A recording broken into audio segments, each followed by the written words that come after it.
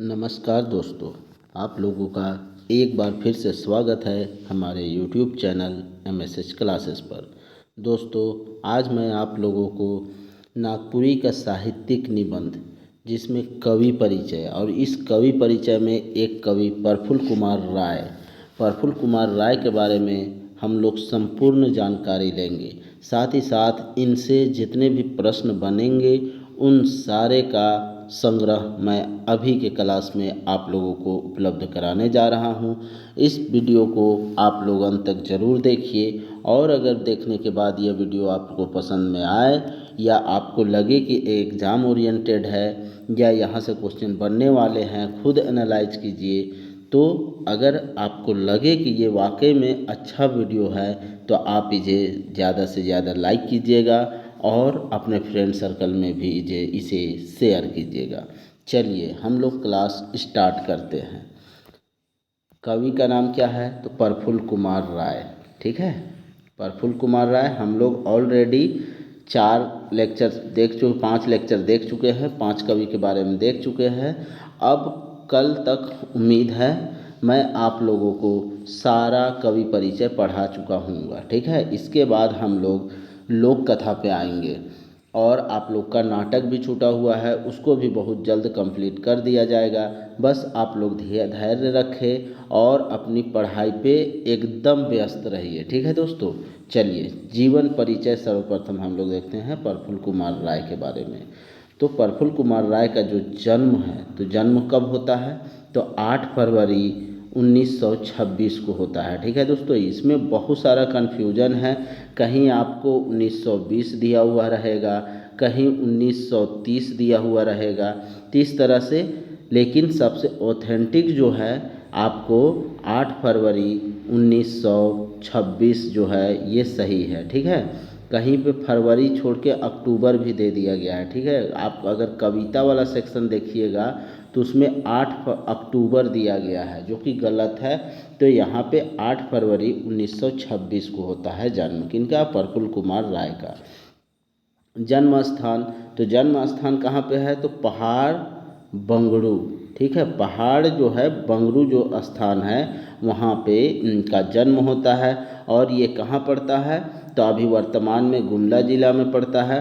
और गुमला ज़िला से पहले ये कहाँ पे? तो रांची ज़िला में पड़ता था। इनके पिता का नाम क्या है?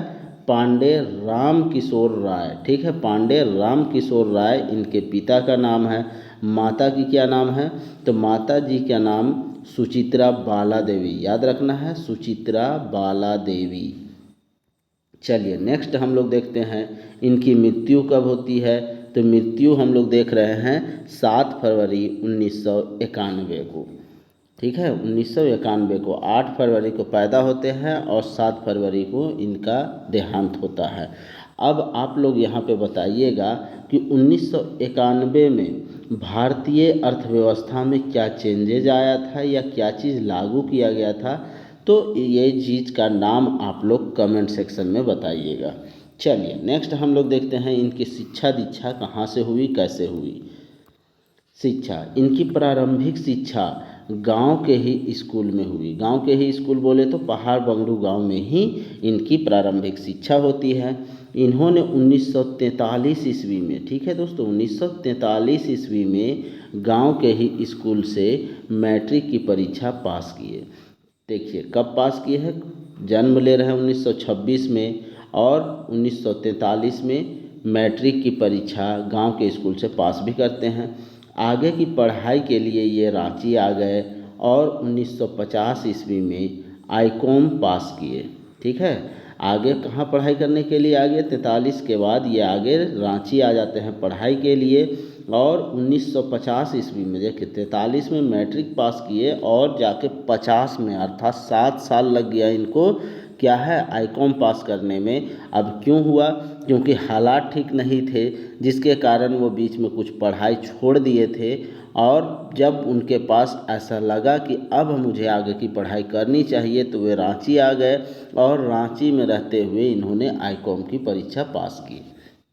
देखिए 1956 ईस्वी में बीएल किया। बीएल जो दोस्तों है वकालत की डिग्री, ठीक है, वकालत की डिग्री जो है ये इसको बीएल कहा जाता है। इन्होंने एम कॉम, देखिए आईकॉम तो ये करबे किए थे और साथ ही साथ ये क्या किए, एम कॉम भी किए थे। एम कॉम अर्थात अगर पूछा जाए ये कौन सा सब्जेक्ट लेके पढ़ाई किए थे तो आप लोग बताइएगा कि कॉमर्स लेके पढ़े थे, ठीक है। चलिए इनकी सेवा और अन्य काम देखते हैं कि क्या क्या सेवा दिए और काम क्या क्या किए। प्रफुल्लदा ने सन प्रफुल्लदा ने सन 19 फरवरी 1959 से, देखिए 1959 से, कब 19 फरवरी याद रखिएगा, 19 फरवरी 1959 से 1985 तक एनसीडीसी, ठीक है, एनसीडीसी अर्थात सीसीएल, सीसीएल जो है अभी भी याद आप लोग को होगा, सीसीएल एक कोलवरी क्षेत्र है, ठीक है, कोयला फैक्ट्री है और वहाँ पे ये क्या कर रहे थे, एनसीडीसी अर्थात सीसीएल में ये कलर के रूप में सेवा दिए, ठीक है, कलर के रूप में सेवा देते हैं। कब से कब तक, 59 से लेके 85 तक, जहाँ वे बाद में 1 मार्च 1984, देखिए 85 तक पूरी सीसीएल में काम किए हैं, लेकिन 1 मार्च 1984 को उप कार्मिक प्रबंधक अर्थात प्रशासन के पद पर काम किए। प्रशासन के पद पे कहाँ काम करते हैं, 1 मार्च 1984 से इनका क्या होता है, प्रमोशन होता है। इतनी लगन और मेहनत से कलर के रूप में ये काम करते थे जिसके कारण, और पढ़े लिखे भी थे, जिसके कारण इनका प्रमोशन होता है 1984 ईस्वी में, और 85 में ये तो रिटायर ही कर जाते हैं। तो किस पद से रिटायर करते हैं, उप कार्मिक प्रबंधक अर्थात प्रशासन के पद पे काम करते हुए ये रिटायर करते हैं। कहाँ से रिटायर करते हैं, तो सीसीएल से ही रिटायर करते हैं। नेक्स्ट पॉइंट, प्रफुल्लदा 1960 ईस्वी में, देखिए 1960 ईस्वी में नागपुरी भाषा परिषद की स्थापना किए। अब देखिए यहाँ पे प्रफुल्लदा के बारे में बताया जा रहा है कि 1960 में नागपुरी भाषा परिषद की स्थापना किए तथा इसके सचिव पद पर भी आसीन हुए। जब ये संस्था बनाया गया 1960 ईस्वी में, 1960 ईस्वी में जब ये संस्था बनाया गया, ठीक है, तो उसके बाद यहाँ पर ये क्या हुए, बाद में आके यहाँ के सचिव पद को भी ये शोभित किए। कौन, प्रफुल्ल कुमार राय। अगला पॉइंट देखते हैं, प्रफुल्लदा अपनी मातृभाषा नागपुरी के उत्थान के लिए आजीवन समर्पित रहे। अब क्या कहा जा रहा है कि प्रफुल्लदा जो है इनकी मातृभाषा क्या है, नागपुरी है, और नागपुरी के उत्थान के लिए, विकास के लिए ये अपना पूरा जीवन क्या कर दिए, समर्पित कर दिए। नेक्स्ट पॉइंट, प्रफुल्लदा ने 1980 ईस्वी में जोहार नामक पत्रिका का संपादन भी किया। जोहार नामक एक पत्रिका है, हम लोग पहले भी देख चुके हैं कि जोहार नामक पत्रिका में बहुत सारे लेखकों के, कवियों के क्या होते थे, उनकी रचनाएं छपती थी। तो यहाँ पे जो कहा जा रहा है, प्रफुल्लदा जो है 1980 ईस्वी में इस पत्रिका का क्या करते थे, संपादन करते थे, ठीक है, संपादन कहने का अर्थ एडिटर थे, ठीक है, कि अपना कुछ लेख यहाँ पे से निकालते थे। नेक्स्ट पॉइंट देखते हैं, ये 1957 ईस्वी में, देखिए 1957 ईस्वी में आकाशवाणी रांची केंद्र की स्थापना के साथ ही जुड़े और इसमें गायन परंपरा को आगे बढ़ाया। अब यहाँ पे एक क्वेश्चन बनता है कि आकाशवाणी रांची केंद्र की स्थापना कब हुई, तो 1957 में हुई और ये संस्थापक सदस्य में से थे, ठीक है, स्थापना में इनका भी योगदान है। और यहाँ पे जब ये आकाशवाणी केंद्र की स्थापना हुई तो यहाँ पे इन्होंने गायन परंपरा, ठीक है, गाने की परंपरा को आगे बढ़ाया, अर्थात गाने की शुरुआत करते हैं, ठीक है। चलिए नेक्स्ट पॉइंट देखते हैं, ये 12 फरवरी 1945 ईस्वी में गुमला के कलेक्टरी में प्रोबेशनर के रूप में सरकारी नौकरी में योगदान दिया, जहां वे 18 फरवरी 1959 तक कार्य किए। ठीक है, अब यहाँ पे देखिए, यहाँ पे क्या कहा जा रहा है, 12 फरवरी 1945 ईस्वी में गुमला के कलेक्ट्री में प्रोबेशनर के रूप में सरकारी नौकरी की। हम लोग वहाँ पे क्या बात किए थे कि इनकी हालत ख़राब थी, जिसके कारण इनको बीच में क्या करना पड़ा, जॉब करना पड़ा। और ये जॉब कहाँ कर रहे हैं, कलेक्ट्री ऑफिस में सरकारी नौकरी पे इनका लग जाता है। और 43 में मैट्रिक पास करने के बाद 45 में इनका जॉब लगता है, जिसके कारण ये आगे की पढ़ाई को रोक देते हैं। और यहाँ पे क्या होता है, 45 में नौकरी लगने के बाद 18 फरवरी 1959 तक यहाँ पे क्या करते हैं, काम करते हैं। उसके बाद यहाँ से क्या होते हैं, यहाँ से त्यागपत्र दे देते हैं। उसके बाद जाके CCL में इनका जॉब होता है। ठीक है, 1959 से 85 तक हम लोग देख चुके हैं कि ये CCL में काम किए। नेक्स्ट पॉइंट, CCL से सेवानिवृत्ति के बाद, ठीक है, अब यहाँ पे क्या कहा जा रहा है, 1985 में ये CCL से सेवानिवृत्त होते हैं। ठीक है, और सेवानिवृत्त के बाद रांची न्यायालय में अधिवक्ता के रूप में भी काम किया, क्योंकि ये इन्होंने क्या किया था, BL की डिग्री 1956 ईस्वी में पास किए थे। और उस डिग्री की मान्यता को रखते हुए, उस डिग्री की शोभा को बढ़ाते हुए जब वो CCL से रिटायर करते हैं प्रबंधक के पद से, तब जाके वे अधिवक्ता के रूप में रांची न्यायालय में काम भी शुरू करते हैं, योगदान देते हैं। चलिए नेक्स्ट हम लोग देखते हैं इनकी छपी हुई रचनाएं, क्या क्या छपी हैं इनकी रचना, उसके बारे में हम लोग जानकारी लेते हैं। इनके सोंझैर, ठीक है, प्रफुल्लदा की सोंझैर कहानी और गीतों का संग्रह है, जो कब छपा, 1970 ईस्वी में। 1970 ईस्वी में बंगला प्रेस रांची से छपा। ठीक है, अब यहाँ पे 3 क्वेश्चन बनता है। सोंझैर जो है वह किसका संग्रह है, तो कहानी और गीत का संग्रह है। साथ ही साथ यह कब छपा, तो 1970 ईस्वी में छपा। कहाँ से छपा, तो बंगला प्रेस रांची से छपा। चलिए नेक्स्ट पॉइंट देखते हैं।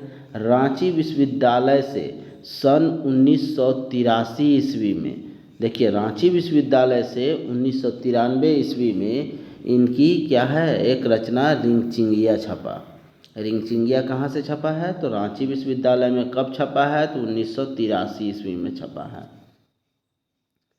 नेक्स्ट पॉइंट देखते हैं। शंकर गोटे की जिंदगी प्रफुल्लदा द्वारा लिखा गया पहला उपन्यास है। ठीक है, प्रफुल्लदा का पहला उपन्यास का नाम क्या है, शंकर गोटे की जिंदगी। ठीक है, और ये कब, 2013 में क्या हुए हैं, वर्णित हुए हैं। 1934 से 1989 तक छोटा नागपुर के परिवेश का वर्णन है। किसमें, ये शंकर गोटे की जिंदगी में 1934 से लेके 1989 तक छोटा नागपुर का परिवेश, छोटा नागपुर के वो प्रकृति के बारे में इस जो उपन्यास है उसमें वर्णन किया गया है। ठीक है, और यह कब छपता है, तो 2013 में छपता है। चलिए नेक्स्ट हम लोग देखते हैं। इन्होंने डहर नामक कविता से नागपुरी साहित्य में आधुनिक कविता को स्थापित किया। देखिए यही जो कवि हैं ये सबसे पहले आधुनिक कविता को स्थापित करने का श्रेय किन्हें जाता है, तो प्रफुल्लदा को जाता है। और कौन सी कविता से जाता है, तो इनकी जो डहर नामक एक कविता है, इसके माध्यम से ये आधुनिकता को क्या करते हैं, समाहित करते हैं। और डहर जो है प्रफुल्लदा की क्या है, सबसे पहली कविता भी है। पहली ही कविता में इतनी बड़ी उपलब्धि प्रफुल्लदा को मिलती है। चलिए नेक्स्ट हम लोग देखते हैं। रिंगचिंगिया दूसरी प्रकाशित पुस्तक है। इनकी जो रिंगचिंगिया है, और रिंगचिंगिया कहाँ से छपा था, तो रांची विश्वविद्यालय से छपा था। और यही रिंगचिंगिया इनकी क्या है, दूसरी किताब है। साथ ही साथ इनकी अन्य रचनाएं, ठीक है, कांटी, जो कि हम लोग को सिलेबस में पढ़ना है CGL का। सिलहट का मतलब क्या होता है दोस्तों, सिलवट को ही सिलहट कहा गया है। ठीक है, सिलवट जहाँ पहले देखिए, पहले मिक्सर नहीं होने के कारण नहीं होता था, जिस वक्त मसाला वगैरह जो भी पीसने का काम होता था वही सिलवट से होता था। ठीक है, तो सिलहट भी जो है इनकी एक रचना है। नेक्स्ट गरम कोट भी इनकी एक रचना है, ठीक है, गरम कोट। टफ 10 इनकी एक रचना है, किनकी, प्रफुल्ल कुमार राय की। चांद और सूरज भी इनकी एक रचना है। सुलेमान इनकी एक रचना है। नसीब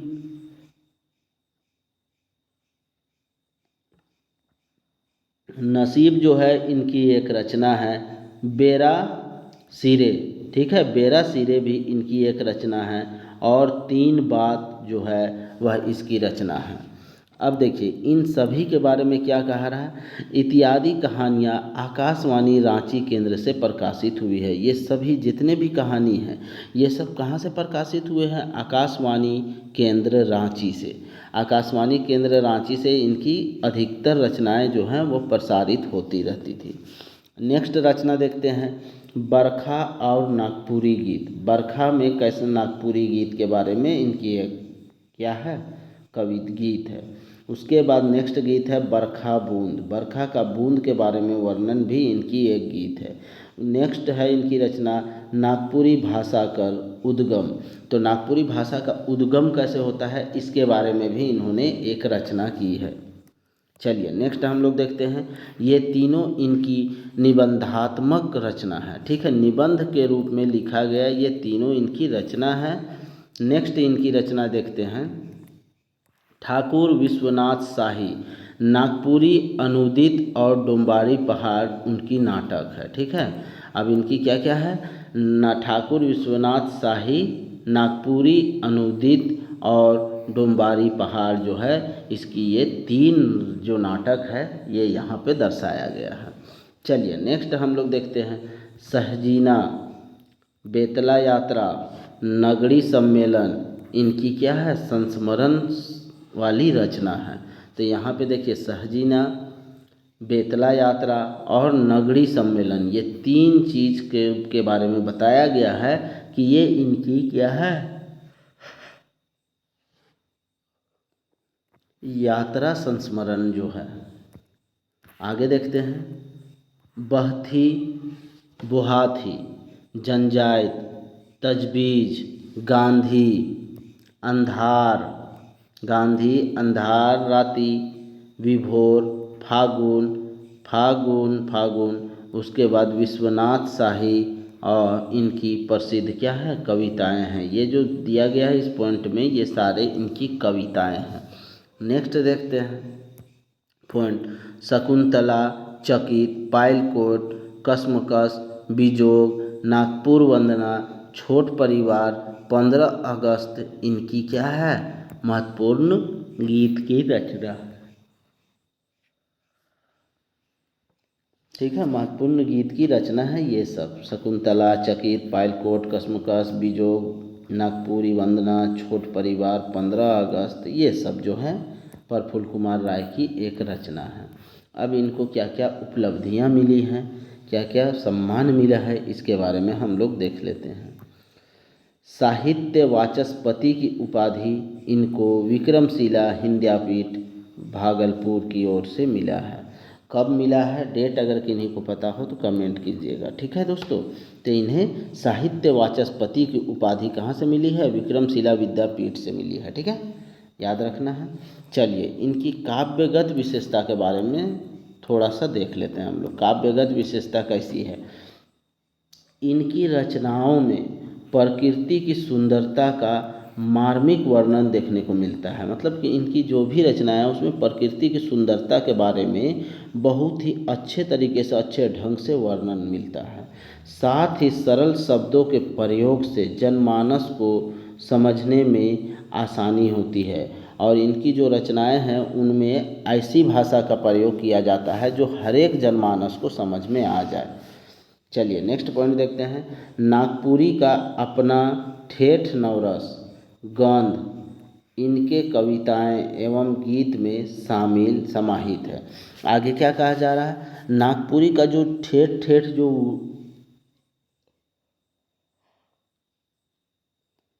ठेठ जो वर्ड है अर्थात उसका जो गुण है ये सब इनकी रचनाओं में देखने को आपको मिल जाएंगे, चाहे वो गीत हो या कविता हो।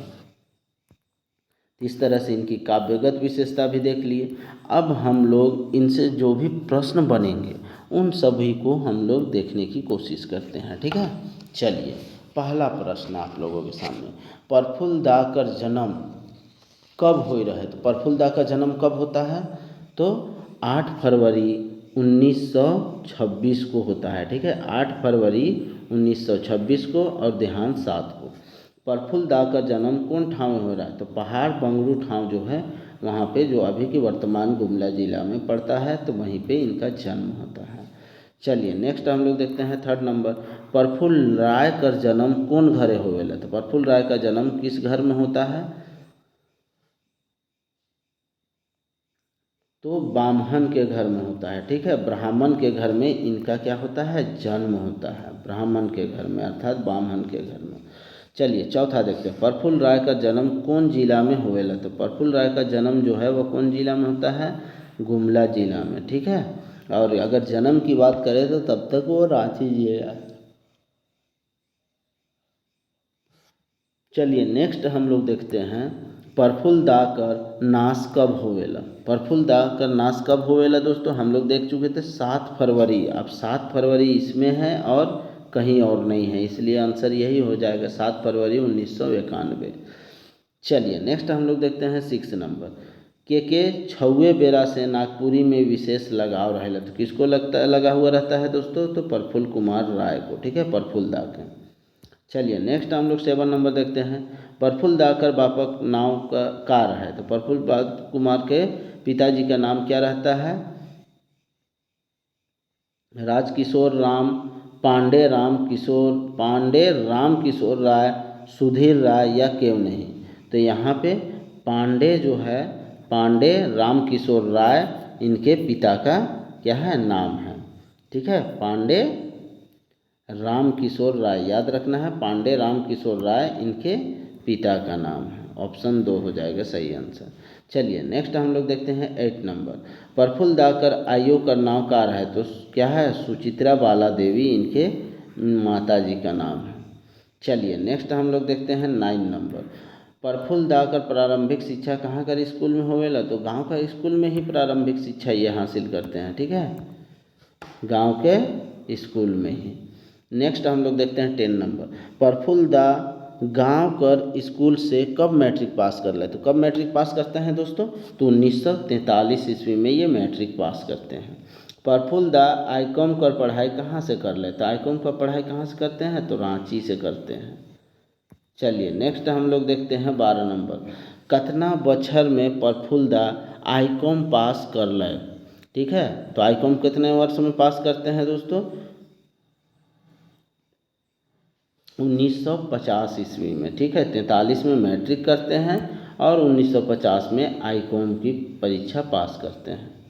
चलिए नेक्स्ट हम लोग देखते हैं 13 नंबर, प्रफुल्ल दा कतना बछर में बीएल का डिग्री हासिल कर ले। कौन से सन ईस्वी में ये बीएल की डिग्री को जो है वो क्या करते हैं, प्राप्त करते हैं बीएल की डिग्री।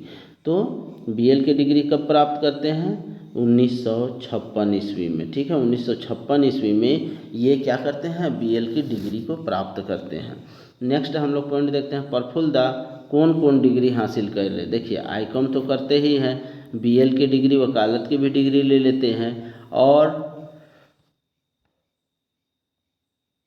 नेक्स्ट देखते हैं एमकॉम भी इन्होंने उच्च शिक्षा भी ली, और इस स्ट्रीम में तो कॉमर्स स्ट्रीम में इन्होंने आगे की पढ़ाई की। तो इस तरह से आंसर क्या हो जाएगा, ऑप्शन डी हो जाएगा, ऑप्शन 4 हो जाएगा सभी। चलिए नेक्स्ट हम लोग देखते हैं 15 नंबर, प्रफुल्ल दा कतना बछर में सीसीएल में सेवा शुरू कर ले। तो सीसीएल में ये कब सेवा शुरू करते हैं, 19 फरवरी 1959 ईस्वी को, ठीक है। कब, 19 फरवरी 1959 ईस्वी से ये क्या करते हैं, सीसीएल में काम शुरू करते हैं।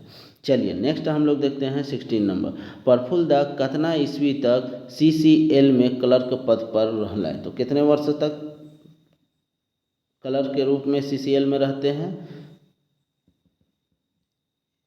तो 1984 ईस्वी तक, ठीक है। 85 में तो ये क्या बनते हैं, 84 में ही ये क्या करते हैं, संन्यास टाइप का ले लेते हैं और अपनी नई दुनिया शुरू करते हैं। ठीक है, साथ ही साथ अगर हम लोग बात करें तो 1984 तक ये क्या करते हैं, कलर के रूप में काम करते हैं। उसके बाद से इनका क्या होता है, प्रमोशन हो जाता है और आगे ये प्रबंधक के रूप में वही CCL में पद धारण करते हैं। ठीक है, चलिए नेक्स्ट हम लोग देखते हैं 17 नंबर। प्रफुल्ल दा कतना ईस्वी में CCL में उप कार्मिक प्रबंधन कर पद में आसीन होला। तो कितने ईस्वी में होता है दोस्तों, तो 1 मार्च 1984 ईस्वी को ये प्रबंधक के पद पर आसीन होते हैं और 1985 में तो रिटायर करते हैं। चलिए नेक्स्ट हम लोग देखते हैं 18 नंबर। प्रफुल्ल दा कतना ईस्वी में नागपुरी भाषा परिषद का स्थापना कर ले। तो कितने ईस्वी में स्थापना करते हैं दोस्तों, तो 1960 ईस्वी में। याद रखना है कब, 1960 ईस्वी में।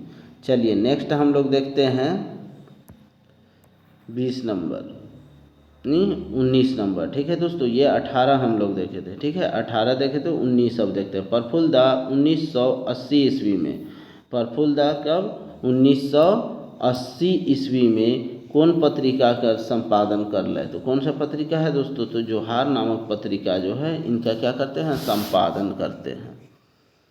चलिए नेक्स्ट हम लोग देखते हैं 20 नंबर।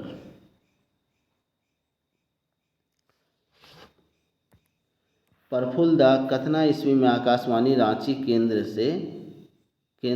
में जुड़ल। तो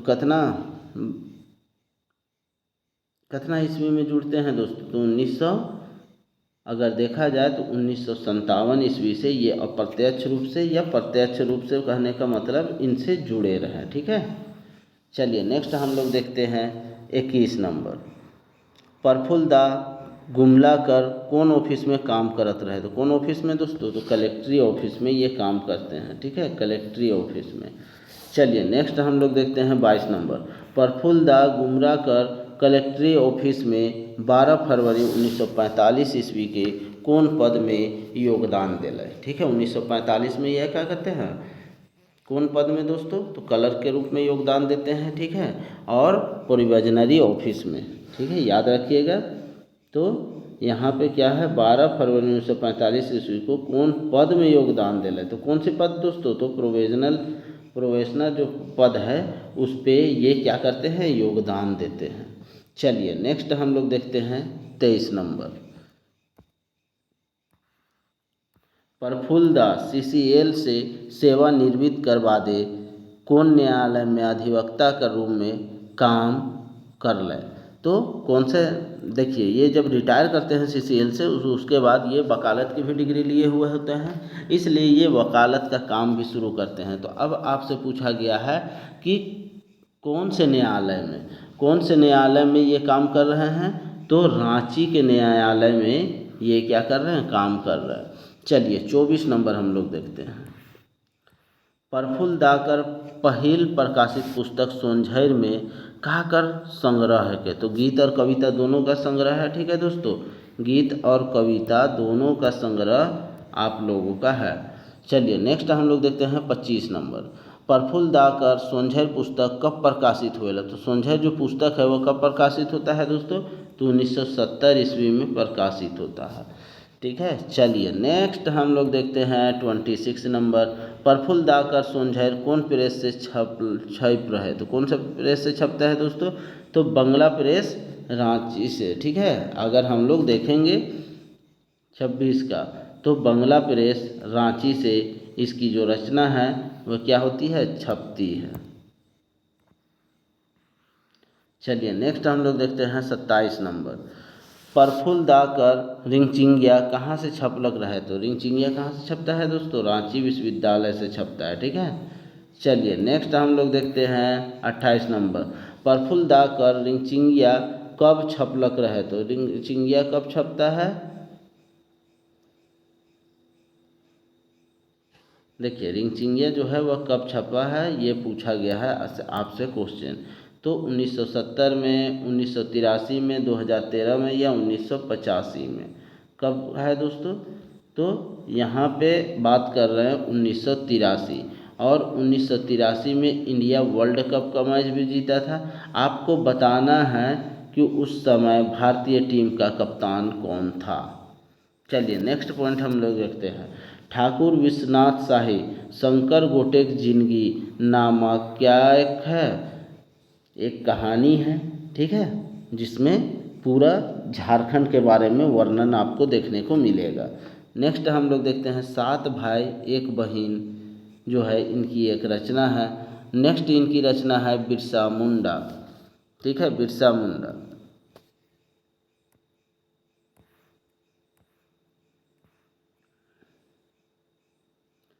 चलिए नेक्स्ट क्वेश्चन हम लोग देखते हैं। प्रफुल्ल दा का लिखल पहिल उपन्यास कौन है गए, तो प्रफुल्ल दा का पहली लिखी हुई उपन्यास क्या है,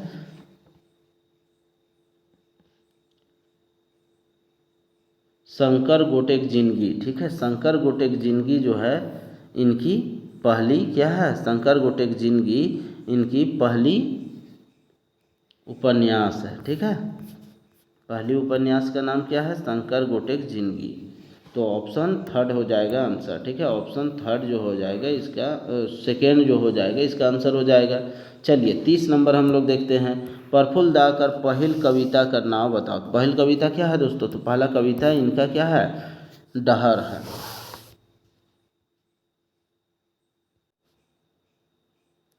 तो इनकी पहली कविता का नाम क्या है, तो डहर जो है इनकी पहली कविता है। चलिए नेक्स्ट हम लोग देखते हैं 31 नंबर। हेठे देल कौन कहानी आकाशवाणी रांची केंद्र से प्रसारित हो रहे, तो कौन सी कहानी जो है आकाशवाणी रांची केंद्र से प्रकाशित होती है, तो चांद और सूरज, ठीक है, चांद और सूरज। चांद और सूरज जो है इनकी रचना है वो आकाशवाणी केंद्र से प्रकाशित होती है, चांद और सूरज। नेक्स्ट गरम कोट और कांटी, तो ये सभी जो है कहाँ से प्रकाशित हुई है, प्रसारित हुई है, तो आकाशवाणी रांची केंद्र से प्रसारित हुई है। चलिए नेक्स्ट हम लोग देखते हैं 32 नंबर। बरखा और नागपुरी गीत प्रफुल्ल दा कर कौन वर्ण कर रचना है के, देखिए क्या है, बरखा और नागपुरी गीत। बरखा में नागपुरी गीत जो है इनकी कौन सी तरह की रचना है, तो कौन सी तरह की रचना है दोस्तों, तो यहाँ पे ये निबंध है, ठीक है, इनकी यह निबंध है। चलिए नेक्स्ट हम लोग देखते हैं 33 नंबर। टॉप 10 सुलेमान नसीब और 3 बात प्रफुल्ल दा कर कौन वर्ण कर रचना है के, तो किस प्रकार का रचना है, तो यहाँ पे ये सभी जितने भी अभी आप लोगों को देखने को मिला ये सब क्या है, एक प्रकार का कहानी है। चलिए नेक्स्ट हम लोग देखते हैं 34 नंबर। सहजीना बेतला यात्रा और नगरी सम्मेलन प्रफुल्ल दा कर कौन वर्ण कर रचना है के, तो यहाँ पे देखिए बेतला यात्रा, यात्रा कहने से ही ये यात्रा संस्मरण हो जाएगा, ठीक है, यहाँ पे कोई कन्फ्यूजन नहीं होना चाहिए। नेक्स्ट 35 नंबर देखते हैं। बहती बोहाथी जनजाय तजबीज गांधी अंधार राती विभोर फागुन मन प्रफुल्ल दा कर कौन मत कर रचना है के, तो कौन सा मत का रचना है दोस्तों, तो ये सब इनकी क्या है, कविताएं हैं, ठीक है, कविताएं हैं। चलिए 36 नंबर देखते हैं। इकर में से कौन प्रफुल्ल दा कर गीत रचना है के, तो प्रफुल्ल दा के गीत रचना क्या है, पायलकोट फागुन कसमकस बिजोक नागपुर वंदना। नागपुर वंदना के बारे में कहीं पे चर्चा नहीं आई है, ठीक है, तो यहाँ पे अगर हम लोग देखेंगे नागपुर वंदना, छोट परिवार, बिजोक, पालकोट और चकित जो है किनकी रचना है, तो ये सब प्रफुल्ल दा की रचना है, ठीक है, प्रफुल्ल दा की रचना, ये चौथा ऑप्शन वाला आंसर हो जाएगा, ठीक है, चौथा ऑप्शन। चलिए नेक्स्ट हम लोग देखते हैं 37 नंबर। प्रफुल्ल दा के विक्रमशिला हिंदी विद्यापीठ भागलपुर से कौन उपाधि देल गेलक, तो कौन सी उपाधि मिलता है, पहला कवि रत्न, दूसरा साहित्य श्री, तीसरा साहित्य वाचस्पति और चौथा सभी प्रकार का, ठीक है दोस्तों। तो इसका आंसर आप लोग कमेंट सेक्शन में बताइएगा, ये क्वेश्चन का आंसर आप लोगों के लिए छोड़ा जा रहा है। चलिए नेक्स्ट हम लोग देखते हैं 38 नंबर। प्रफुल्ल दा कर दोसर प्रकाशित पुस्तक का नाम बताओ, तो दोसर प्रकाशित पुस्तक का नाम क्या है दोस्तों, तो रिंगचिंगिया जो है इनकी दूसरी प्रकाशित पुस्तक है, किनकी? प्रफुल्ल कुमार राय की। तो इस तरह से देखिए दोस्तों, मैं आप लोगों को आज कवि परिचय में प्रफुल्ल कुमार राय के जीवन, शिक्षा, उपलब्धि, काम और काव्यगत विशेषता, इनके साथ ही साथ मैं यहाँ से आप लोगों को MCQ भी करा दिया हूँ। कल नेक्स्ट वीडियो में हम लोग गिरधारी राम गंजू के बारे में या कुमारी बासंती के बारे में हम लोग पढ़ेंगे। ठीक है, तब तक के लिए आप लोग बिल्कुल पढ़ाई में ध्यान दीजिए। और PDF के लिए, अगर PDF का देखिए दोस्तों, PDF के लिए अभी ऑफ़र चलाया जा रहा है। शिक्षक दिवस ऑफ़र में डायरेक्ट 50% का डिस्काउंट दिया जा रहा है। पहले जो PDF आपको 400 में मिल रहा था, अभी ऑफ़र है, ये 2 दिन का ऑफ़र है और इसे 200 रुपया कर दिया गया है। तो अगर आप में से किन्हीं को भी चाहिए तो जो आपको गूगल पे, फ़ोनपे का नंबर दिया हुआ है वही व्हाट्सएप का भी नंबर है, आप लोग कॉल या मैसेज करके PDF की जानकारी ले सकते हैं। चलिए दोस्तों, अगर आपको ये वीडियो पसंद आए तो इसे लाइक कीजिएगा और ज़्यादा से ज़्यादा लोगों तक इसे शेयर करने की कृपया करेंगे। ठीक है दोस्तों, चलिए हम लोग नेक्स्ट वीडियो में मिलते हैं। तब तक के लिए जय हिंद।